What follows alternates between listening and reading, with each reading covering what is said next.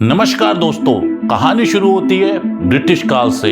23 मार्च 1931 Lahore central jail के सभी अफसर वहां पहुंचने लगते हैं। जेल के अंदर हलचल शुरू हो जाती है क्योंकि इस समय 3 भारतीय क्रांतिकारियों को फांसी देने की तैयारी चल रही थी। जहां इस फांसी के विरोध में जगह जगह प्रदर्शन हो रहे थे, आम जनता में बहुत बड़ा आक्रोश था। भारतीय पॉलिटिकल लीडर के अंदर एक अलग सा रोष था। इन सबसे घबराई हुई ब्रिटिश सरकार, जहां फांसी की तारीख 24 मार्च 1931 तय की गई थी, लेकिन 12 घंटे पहले ही फांसी देने की तैयारी शुरू कर देते हैं। यह इतिहास का ऐसा पल था जहां ब्रिटिश सरकार फांसी देते वक्त लड़खड़ा रही थी, वहीं फांसी पे चढ़ने वाले नौजवान हंसी हंसी फांसी का फंदा चूमना चाहते थे। जी हां, आज हम बात कर रहे हैं भारत के महान क्रांतिकारी शहीद भगत सिंह और उनके साथी सुखदेव और राजगुरु की, जिन्होंने अपने कलम से, विचारों से इंकलाब खड़ा किया और वक्त आने पे ब्रिटिश सरकार के खिलाफ हथियार भी उठाया। जेल के अंदर जो लेनिन जैसे रेवोल्यूशनरी की किताबें पढ़ते थे और जेल के अंदर 116 दिन की भूख हड़ताल रखकर एक ऐसा इतिहास दर्ज किया और ब्रिटिश सरकार को अपनी मांगों के आगे झुकने में मजबूर किया। आज शहीद आजम भगत सिंह का जीवन परिचय, जन्म से लेके अंतिम क्षणों तक की पूरी कहानी। भगत सिंह का जन्म 28 सितंबर 1907 बंगा नामक गांव में हुआ था। तब यह पंजाब प्रोविंस के लैलपुर जिले में आता था। भगत सिंह का जन्म एक किसान सिख परिवार में हुआ था। इनके पिता का नाम किशन सिंह था और माता का नाम विद्यावती था। इनके पिता किशन सिंह और चाचा अजीत सिंह भी क्रांतिकारी थे। वह भी ब्रिटिश सरकार के खिलाफ बहुत सारे मूवमेंट करते थे और जब इनका जन्म हुआ तब वो जेल में ही थे, क्योंकि ब्रिटिश सरकार कैनाल एक्ट लेके आई थी, जिसके तहत वो किसानों की जमीन हड़पना चाहती थी। इस एक्ट को लेके ब्रिटिश साम्राज्य के खिलाफ किसानों ने बहुत बड़ा आंदोलन किया था और इसमें इनके चाचा अजीत सिंह और पिताजी किशन सिंह ने बढ़ चढ़कर हिस्सा लिया था, जिसके कारण इनको जेल जाना पड़ा था। इनके जन्म के कुछ दिन बाद उनके पिता किशन सिंह संधू और अजीत सिंह को जमानत मिल गई और वो जेल से बाहर आ गए। इनके चाचा जी और पिताजी तो ब्रिटिश साम्राज्य से आज़ादी मिल गई, लेकिन भारत को अभी आज़ादी मिलनी बाकी थी। एक क्रांतिकारी परिवार में जन्म लेते ही भगत सिंह का बचपन में ही ब्रिटिश सरकार के प्रति गुस्सा था। जब वो छोटे बच्चे थे, जब उन्होंने अपने पिताजी को खेत में बीज बोते हुए देखा और फसल उगती हुई देखी, तब वो अपने खेतों में पिस्तौल बोते थे। ऐसा करने पर उनके घरवाले पूछते थे, ऐसा क्यों कर रहे हो?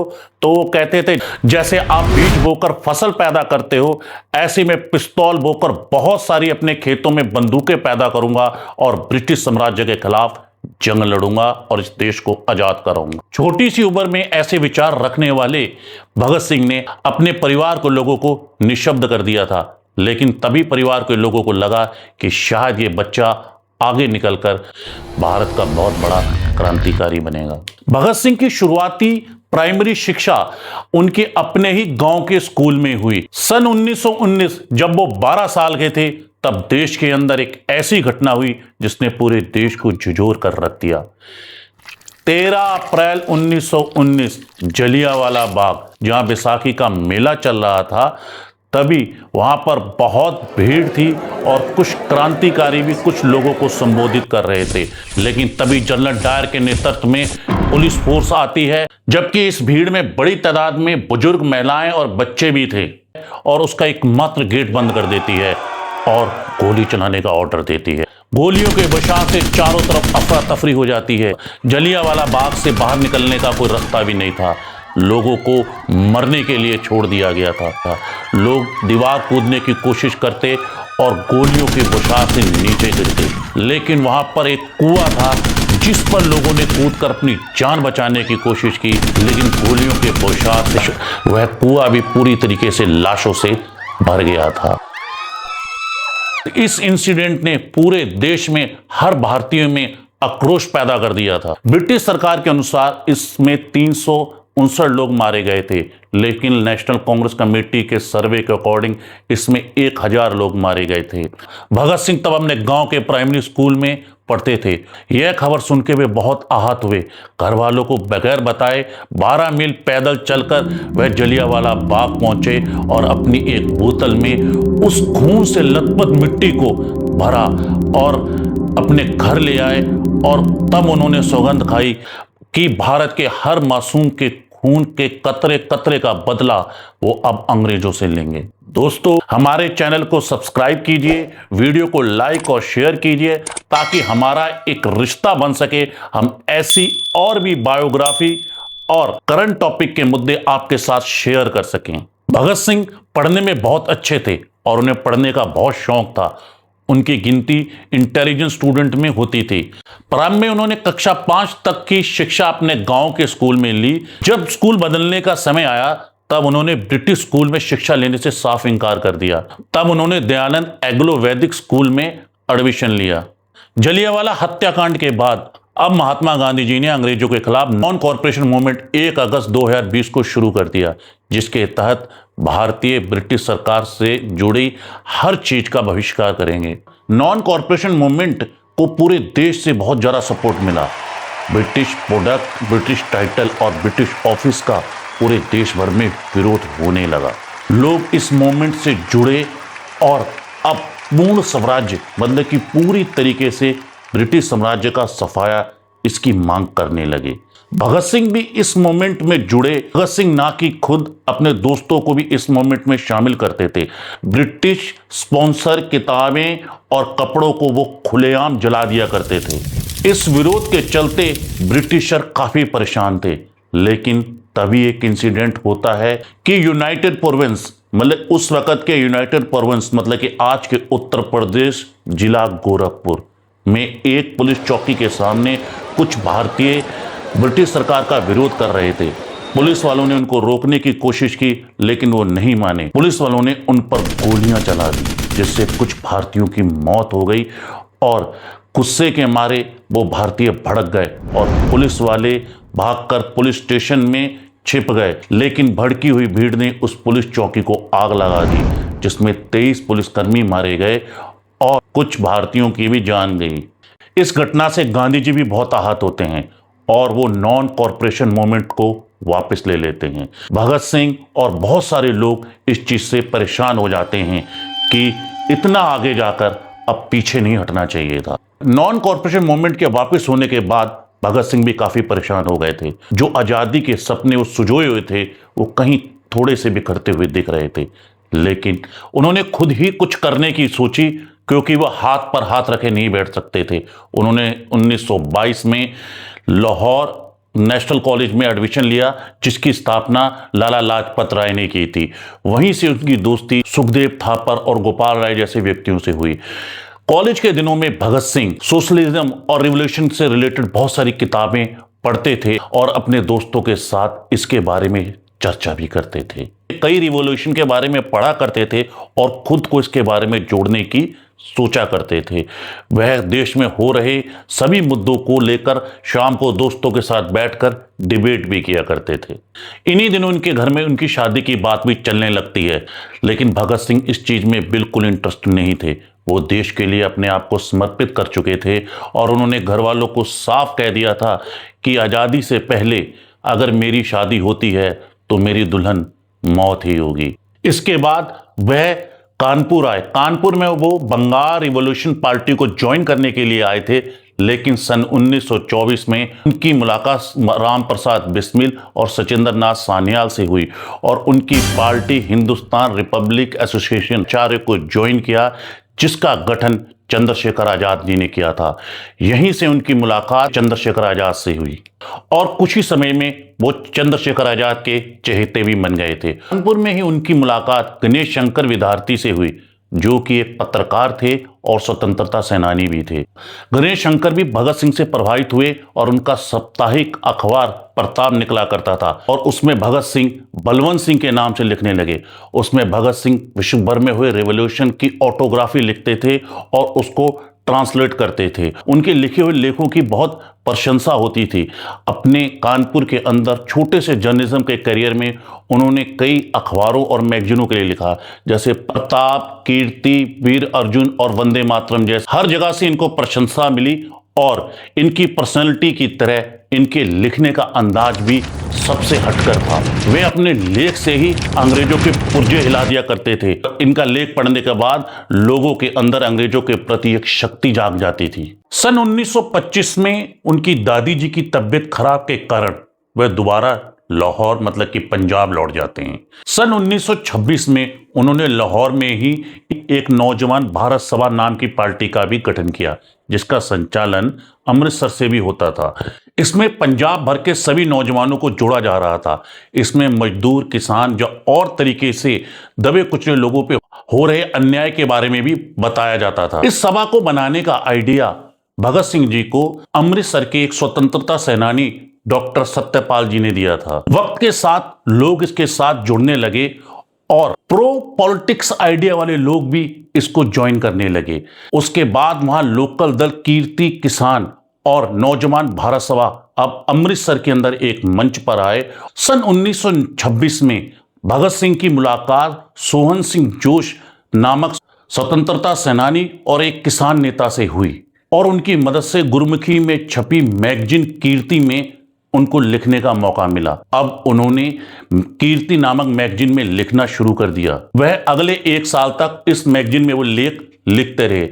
अपने लेखों में उन्होंने ब्रिटिश सरकार में हो रहे अन्याय, जो कि गरीब, किसान और मजदूर, या उन पे थोपे गए कानूनों के बारे में उन्होंने लिखा और उनको मदद के लिए, उनके सुधार के लिए क्या रेवोल्यूशन होना चाहिए, इस बारे में भी लिखने लगे।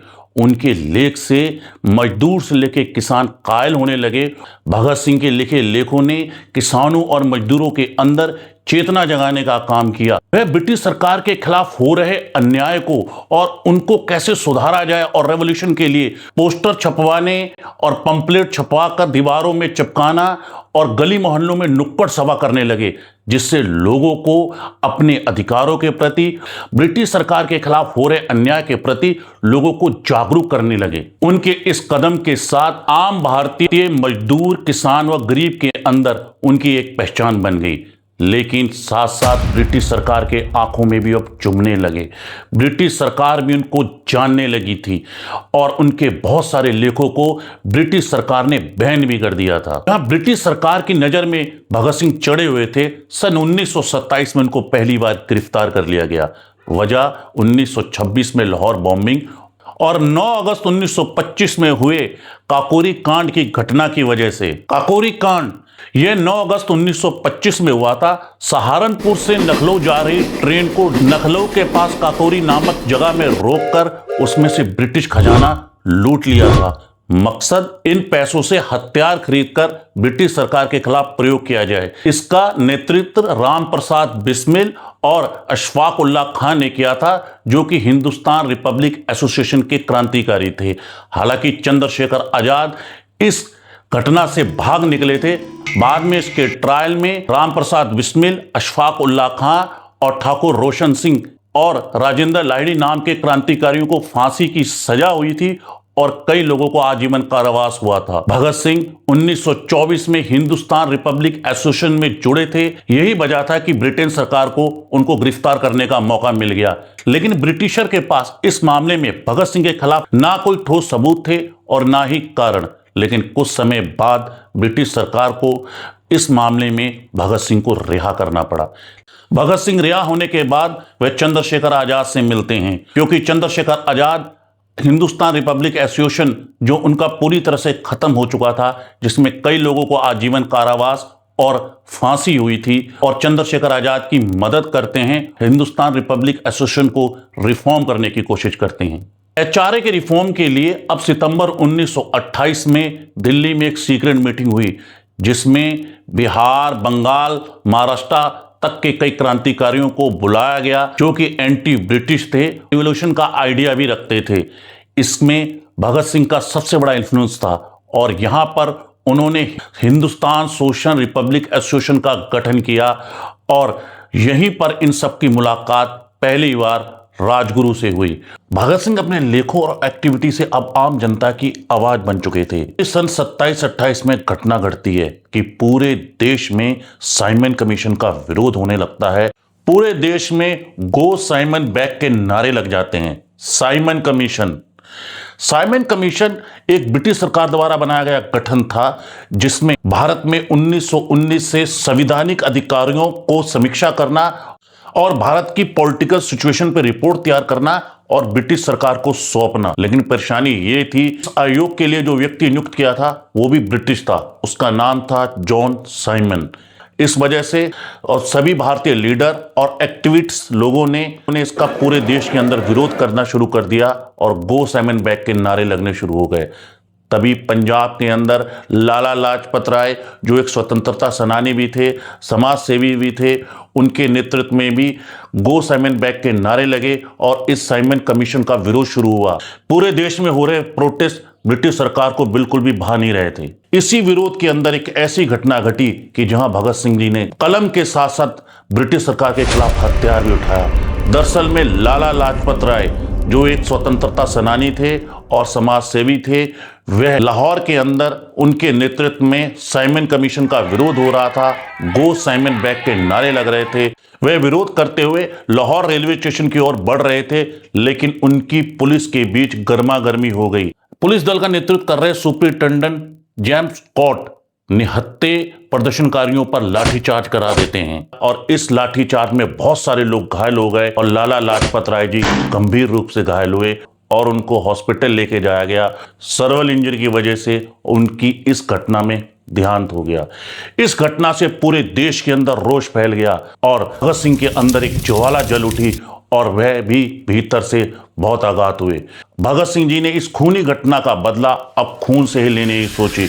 बाद में यूनाइटेड किंगडम की पार्लियामेंट में लाला लाजपत राय जी की मृत्यु का मुद्दा उठाया जाता है। इसमें ब्रिटिश सरकार अपने आप को निर्दोष ही बताती है। भगत सिंह अब हर हालत में ब्रिटिश सरकार से लाला लाजपत राय की हत्या का बदला लेना चाहते थे। ब्रिटिश सरकार की इस अन्यायपूर्ण घटना के बाद भगत सिंह से जुड़े सभी साथी और क्रांतिकारियों की एक सीक्रेट मीटिंग हुई, जिसमें भगत सिंह के कॉलेज के दोस्त और HSRA के मेंबर सुखदेव थापर ने अब एक योजना बनाई। लाला लाजपत राय जी की मृत्यु का बदला अब स्कॉट की हत्या से लिया जाएगा। इसके लिए उन्होंने 4 पात्र चुने, जिसमें राजगुरु, भगत सिंह, चंद्रशेखर आजाद और जयगोपाल। जयगोपाल जो सुपरिटेंडेंट स्कॉट को पहचानते थे, इसीलिए इस योजना में शामिल किए गए। योजना यह बनाई गई कि जयगोपाल स्कॉट को पहचानकर एक इशारा करेंगे और राजगुरु और भगत सिंह उस पर गोली चलाएंगे और चंद्रशेखर आजाद इन सबको कवर देंगे। जैसा प्लान बनाया गया था, लेकिन वैसा एग्जीक्यूट नहीं हो पाया। 17 दिसंबर 1928 प्लान के मुताबिक अब ये सभी उस पुलिस सेंटर के बाहर पहुंचते हैं जहां पर सुपरिटेंडेंट स्कॉट तैनात होते हैं। जयगोपाल बाहर एक साइकिल की चैन चढ़ाने का नाटक करते हैं। जयगोपाल को अब जैसे ही स्कॉट बाहर आते हैं, भगत सिंह और राजगुरु की तरफ इशारा करना था। यही सबसे बड़ी गलती हो जाती है कि जैसे ही उस पुलिस सेंटर से बाहर ACP जॉन पी साउंडर बाहर निकलते हैं और हड़बड़ी में जयगोपाल उस तरफ इशारा कर देते हैं। इशारा होते ही राजगुरु उस पर पहली गोली चलाते हैं और बाद में भगत सिंह उन पर गोलियां चलाते हैं। जब तक पता लगता है कि गलत व्यक्ति को टारगेट कर दिया है, तब काफी देर हो चुकी थी। सभी घटनास्थल से निकल जाते हैं। साउंडर की गोली लगने से मौत हो जाती है और इसके बाद HSRA के मेंबर लाहौर में कुछ पोस्टर चिपका देते हैं, जिसमें लिखा होता है कि लाला लाजपत राय जी की हत्या का बदला है। इसके बाद ब्रिटिश सरकार में खलबली मच जाती है और पूरे लाहौर को शामनी के रूप में बदल दिया जाता है। उसके एंटर और एग्जिट गेट बंद कर दिए जाते हैं और सर्च ऑपरेशन चलाकर भगत सिंह से जुड़े कई साथियों की धरपकड़ भी शुरू कर दी जाती है। अब भगत सिंह का लाहौर से निकलना इतना आसान नहीं था। अब वहां से बाहर निकलने के लिए भगत सिंह और सुखदेव एक योजना बनाते हैं। सुखदेव इसके लिए प्रोफेसर भगवती चरण बोरा की पत्नी दुर्गा भाभी की मदद लेते हैं। वह पंजाबी लुक से दाढ़ी मूछ कटवाकर सर पर हैट रखकर बिल्कुल एक वेस्टर्न लुक में आ जाते हैं और राजगुरु उनके नौकर बनते हैं और दुर्गा भाभी उनकी वाइफ मतलब कि मेम साहब और भगत सिंह लाड साहब। इस तरीके से वह ब्रिटिश पुलिस को चकमा देने में कामयाब हो जाते हैं। वह लाहौर से कलकत्ता जाने वाली ट्रेन पकड़कर निकलने में कामयाब हो जाते हैं। इसके बाद कुछ समय तक भगत सिंह शांत रहते हैं, लेकिन लोगों को वो ड्रामे और पंपलेट की वजह से सरकार के खिलाफ हो रहे अन्याय और दमनकारी नीतियों के लिए जागरूक करते रहते हैं। वह लोगों को इंस्पायर करने के लिए कई फ्रीडम फाइटर की कहानियां सुनाया करते थे, जिसमें राम प्रसाद बिस्मिल और अगस्ते वॉलेंट भी थे। अगस्ते वॉलेंट एक फ्रेंच रिवॉल्यूशनरी थे जिन्होंने पेरिस के अंदर चैम्बर और डिप्यूटी में सरकार के खिलाफ बम फेंककर अपनी आवाज रखी थी। अब भगत सिंह जी को ब्रिटिश सरकार के लाए गए 2 बिलों से बहुत दिक्कत थी, जिसके तहत वे आम भारतीयों की आवाज दबाना चाहते थे और गरीब मजदूरों का हक दबाना चाहते थे। ब्रिटिश सरकार 2 बिल लेके आई थी, पब्लिक सेफ्टी बिल और trade dispute bill. Public safety bill के तहत वो सरकार किसी भी संदिग्ध को बिना किसी मुकदमा चलाए हिरासत में रखने का अधिकार मिलता था। ट्रेड डिस्प्यूट बिल इसके माध्यम से मजदूर की हड़ताल और उस पर प्रतिबंध लगाया जा सकता था। शुरू में सेंटर असेंबली मतलब कि भारतीय पार्लियामेंट के अंदर इसका विरोध हुआ और इस बिलों को रिजेक्ट कर दिया गया, लेकिन वॉइसराय अपनी पावर से इस बिलों को लाने की पूरी योजना बना चुके थे। भगत सिंह इसके बिल्कुल खिलाफ थे, इसीलिए उन्होंने सेंट्रल लेजिस्लेटिव असेंबली में बम फेंकने की योजना बनाई, ताकि इस बिलों के विरोध में उस वक्त की प्रेस से लेकर वॉइसराय और आम लोगों तक इस दमनकारी बिलों के खिलाफ अपनी आवाज पहुंचाई जाए। जब उन्होंने HSRA के मेंबर के सामने प्लान रखा, HSRA के सभी मेंबर भगत सिंह को इस योजना से नहीं जोड़ना चाहते थे, क्योंकि साउंडर मर्डर केस और अब असेंबली बॉम्बिंग के तहत ब्रिटिश सरकार उनके बिल्कुल खिलाफ हो जाती। वह इनको कैपिटल पनिशमेंट जैसी मतलब कि फांसी जैसी सजा भी दे सकती थी। HSRA के सभी मेंबरों के काफी डिस्कशन के बाद भगत सिंह उनको मना लेते हैं और इस योजना के लिए वे तैयार हो जाते हैं। भगत सिंह का मानना था कि आज़ादी ऐसे नहीं मिलती, आज़ादी के लिए कुछ कर गुजरना पड़ता है। भगत सिंह ये भी जानते थे कि इस घटना के बाद ब्रिटिश सरकार उनको बड़ी पनिशमेंट दे सकती है, फांसी तक दे सकती है। भगत सिंह जिनके अंदर बचपन में ही एक क्रांति की ज्वाला थी, वो इस चीज़ से पीछे हटने के लिए तैयार नहीं थे, वह इसके लिए अपनी जान देने के लिए भी तैयार थे। भगत सिंह अपने साथियों से कहते थे, अगर ब्रिटिश सरकार मेरी जान ले लेती है तो मेरे हर एक एक खून के कतरे से भगत सिंह निकलेगा और ब्रिटिश सरकार के खिलाफ जंग करेगा। भगत सिंह और उनके साथी बटुकेश्वर दत्त इस प्लान का हिस्सा बनते हैं। फाइनली वो दिन आता है, उनके साथी बटुकेश्वर दत्त और भगत सिंह असेंबली बॉम्बिंग के लिए तैयार हो जाते हैं। 8 अप्रैल 1929 चलती असेंबली के अंदर पब्लिक गैलरी से वह 2 बम असेंबली चैम्बर में फेंकते हैं। यह बम खाली जगह पर फेंके जाते हैं और ये बम नकली होते हैं। खाली धमाके के लिए इन बमों का प्रयोग किया जाता है और इस धमाके के बाद असेंबली में भगदड़ मच जाती है, अफरा तफरी मच जाती है। भगत सिंह वहां से भागना चाहते तो भाग सकते थे, पर दोनों ने वहां खड़े होकर इंकलाब जिंदाबाद के नारे लगाए और हवा में कुछ ब्राउशर उड़ाए और ब्राउशर पूरी असेंबली में फैल गए। ब्राउशर पर लिखा था, बहरों के लिए धमाके की जरूरत है। इसके बाद दोनों अरेस्ट हो जाते हैं। अरेस्ट का मकसद कि ट्रायल के थ्रू अपनी आवाज हिंदुस्तान के कोने कोने तक पहुंचाई जाए, जिसमें सभी भारतीय लोग आजादी की लड़ाई में बढ़ चढ़कर आगे आए। अरेस्ट के बाद फाइनली ब्रिटिश सरकार को, जिसकी 1 साल से तलाश थी, अब उनके हाथ लग जाते हैं। 10 जुलाई सन 1929 में दोनों के खिलाफ मुकदमा चलाया जाता है। इन दोनों के ऊपर 2 केस चलाए जाते हैं, साउंडर मर्डर केस और सेंटर असेंबली में बॉम्ब ब्लास्ट करना। दोनों जने अपना केस बड़ा सीरियस तरीके से लड़ते हैं, लेकिन कुछ वक्त के बाद इनको समझ में आ जाता है कि ये लाख यत्न कर लें, अब ब्रिटिश सरकार इनको घर नहीं जाने देगी। ट्रायल की शुरुआत में बटुकेश्वर दत्त का केस अफजल अली लड़ते हैं और भगत सिंह अपना केस खुद लड़ने का फैसला करते हैं। भगत सिंह अपना पॉइंट में रेवोल्यूशनरी के बारे में कहते हैं कि जब अग्रेसिवली तरीके से फोर्स का इस्तेमाल किया जाता है तो ये वायलेंस और अनजस्टिफाई कहलाता है। जब किसी लेजिटिमेट कॉज को आगे बढ़ाने में इसका प्रयोग किया जाता है तो इसका अपना मॉरल जस्टिफिकेशन होता है।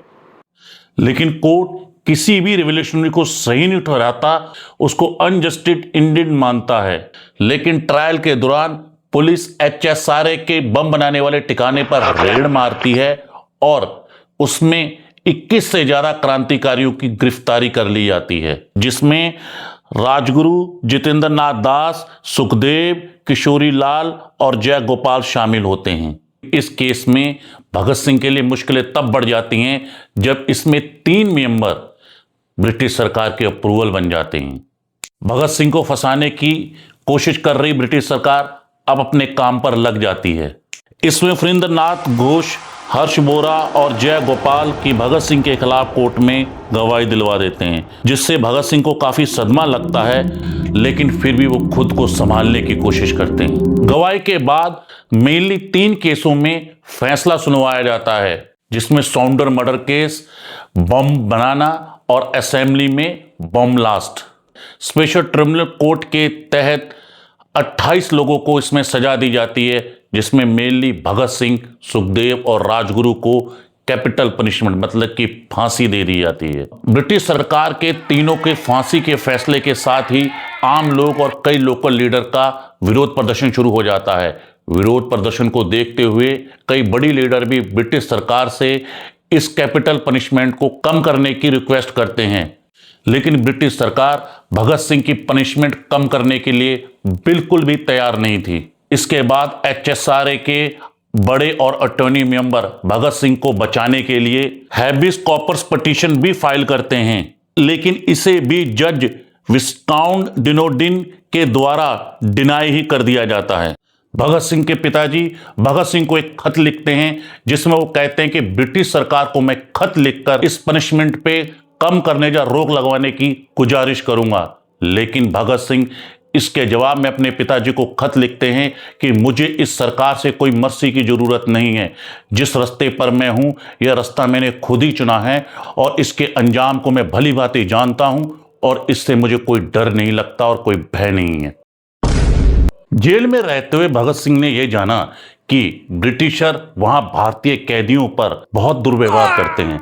ना ही उनके लिए अच्छा खाना है, ना ही अच्छे कपड़े हैं और ना ही अच्छे तरीके का पीने का पानी है। भगत सिंह बेसिक नेसेसरी जैसे खाना पीना, साफ सफाई, टॉयलेटरी, किताबें और मैगजीन की डिमांड जेल के अंदर गवर्नमेंट से करते हैं। शुरू में गवर्नमेंट इसको डिनाई कर देती है, लेकिन उसके बाद ये सभी साथी मिलकर एक भूख हड़ताल रखते हैं और ये भूख हड़ताल 116 दिन चलती है। भी अपने आप में एक इतिहास होता है कि जो 116 दिन तक भूख हड़ताल चलती है। शुरुआत में ब्रिटिश सरकार इसको हल्के में लेती है, लेकिन धीरे धीरे यह स्ट्राइक अब जेल से बाहर लोगों तक पहुंच जाती है और बाहर लोगों का समर्थन भी भगत सिंह को मिलने लगता है।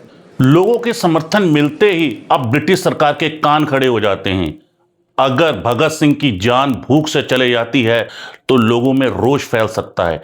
अब इस भूख हड़ताल को तोड़वाने के लिए ब्रिटिश सरकार जेल के अंदर शाम, दंड भेद सब हथकंडे अपनाती है। भगत सिंह और उनके साथी एक निवाला तक भी नहीं लेते हैं, लेकिन इस भूख हड़ताल के 63वें दिन 13 सितंबर 1929 में भूख के कारण उनके एक साथी जितेंद्र नाथ दास की मौत भी हो जाती है। ऐसा दृढ़ संकल्प का नजारा आज तक कभी नहीं देखा गया था और इनको पूरे देश में सम्मान दिया जाता है। अब यह भूख हड़ताल राष्ट्रव्यापी हो जाती है। भगत सिंह की यह भूख हड़ताल के प्रति अब लोगों की सहानुभूति और भी बढ़ती चली जाती है। पंजाब असेंबली से गोपी चंद भार्गव समेत 10 लोग अपना इस्तीफा दे देते हैं और यह मामला अब सेंट्रल असेंबली में भी जाता है। बड़े बड़े नेता जवाहरलाल नेहरू और मोहम्मद अली जिन्ना जैसे नेता भी इस मामले को असेंबली के अंदर रखते हैं और कई बड़े नेता जेल के अंदर भूख हड़ताल पर बैठे आंदोलनकारियों से आकर मिलते भी हैं। पार्लियामेंट से लेके सड़क तक इस भूख हड़ताल की चर्चा थी और समाचार पत्रों पर भी अब मुख्य पेज में इस हड़ताल की चर्चा बन चुकी थी। ब्रिटिशर इस मामले में लेकर बिल्कुल बैकफुट पे थे। कई जगह पर प्रदर्शन रोकने के लिए उन्हें धारा 141 तक भी लगानी पड़ी थी। आखिर ब्रिटिश सरकार उनके आगे झुकती है और उनकी सारी मांगे मान लेती है और ये भूख हड़ताल 116 दिन चली थी, जो अपने आप में ही एक इतिहास दर्ज कर जाती है, जिसमें भगत सिंह के एक साथी जितेंद्र नाथ दास को अपनी प्राणों की आहुति भी देनी पड़ी थी। भगत सिंह अब अपना अंजाम जानते थे। वह अपने अंतिम दिनों में किताबें पढ़ते, हर कैदी के सुख दुख में सहयोग करते और उनका लिखना, उनका किताबें पढ़ना जेल के अंदर भी जारी रहा। उनके इस व्यवहार से कई पुलिस अफसर भी उनके कायल थे। फांसी की तारीख 24 मार्च 1931 तय हुई थी, लेकिन भगत सिंह के फांसी के विरोध और जन आक्रोश ने ब्रिटिश सरकार की नींद हराम कर रखी थी। लेकिन ब्रिटिश सरकार भगत सिंह के कलम से, भगत सिंह के विचारों से और भगत सिंह के इंकलाब से इस तरीके से दब चुकी थी कि अब वो उसको कैपिटल पनिशमेंट तक पहुंचाना ही चाहती थी। लेकिन फांसी के 12 घंटे पहले 23 मार्च 1931 को जेल सुप्रिंटेंडेंट भगत सिंह के पास आते हैं। भगत सिंह अपनी किताब में तब पढ़ रहे थे, क्रांतिकारी दूसरे क्रांतिकारी से मिलता है, मतलब कि भगत सिंह लेनिन के बारे में पढ़ रहे थे।